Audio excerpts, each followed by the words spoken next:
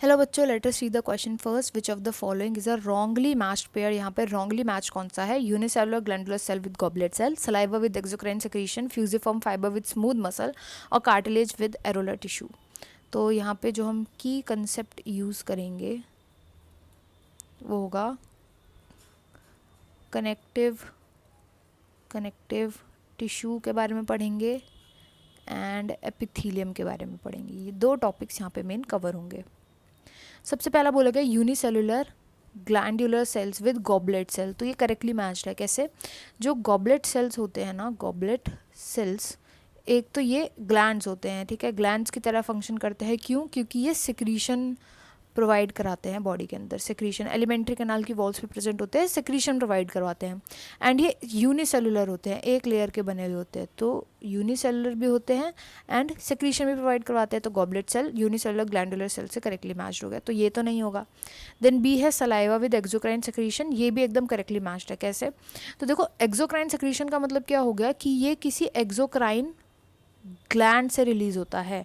And हमारा salivary gland जो होता है वो एक एक्सोक्राइन ग्लैंड है।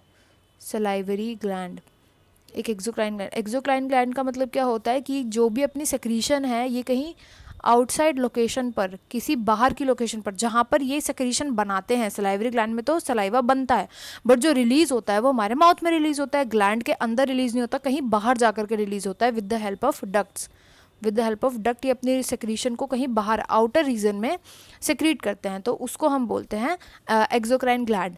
एंड उस ग्लैंड की जो भी सेक्रीशन होती है उसको हम बोलते हैं एक्सोक्राइन सेक्रीशन। जैसे इसका और एग्जांपल हो जाएंगे जो ऑयल रिलीज करने वाले ग्लैंड होते हैं, मिल्क बनाने वाले जो ग्लैंड होते हैं, एटसेट्रा, म्यूकस बनाने वाले जो ग्लैंड होते हैं, ये सब इसके एग्जाम्पल हो जाएंगे। तो ये भी एकदम करेक्टली मैच्ड है।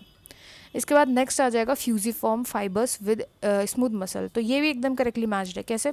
अगर आप स्मूथ मसल्स को देखोगे ना तो वो ऐसी दिखती है, स्मूथ मसल्स। इनको हम बोलते हैं टेपर्ड एंड्स। टेपर्ड एंड्स, देखो टेप लग गई है इनके एंड पे, देख रहे हो आप, बंद हो गए ये एंड्स, टेपर्ड एंड्स होते हैं। तो ऐसे एंड्स जो होते हैं, ऐसे एंड्स वाले जो फाइबर्स होते हैं, इनको हम फ्यूजिफॉर्म फाइबर्स बोलते हैं। फ्यूजिफॉर्म फाइबर्स बोलते हैं। बिल्कुल ऐसे ही हमारी स्मूथ मसल फाइबर्स भी दिखते हैं, तो इसलिए करेक्टली मैच हो जाएगा। तो ये भी नहीं है, यानी हमारा लास्ट ऑप्शन जो है वही इसका राइट आंसर होगा, that is D, cartilage. Cartilage जो होती है ना वो बोन जितनी हार्ड नहीं होती, but it is hard. Hard कितनी हार्ड होती है कि आपकी जो टिप ऑफ नोज़ है ना वहाँ पे कार्टिलेज प्रेजेंट है। टिप ऑफ नोज़, जो आउटर ईयर के जॉइंट्स हैं, इन सब जगहों पे प्रेजेंट होती है कार्टिलेज, ठीक है। जबकि जो एरोलर टिश्यू होती है वो हमारी स्किन के बीनीथ प्रेजेंट होती है। स्किन के बीनीथ प्रेजेंट होती है एरोलर टिश्यू। एंड इस एरोलर टिश्यू का जो फंक्शन होता है, एरोलर टिश्यू का फंक्शन वो होता है प्रोटेक्शन या फ्रेमवर्क प्रोवाइड करवाना हमारी स्किन को।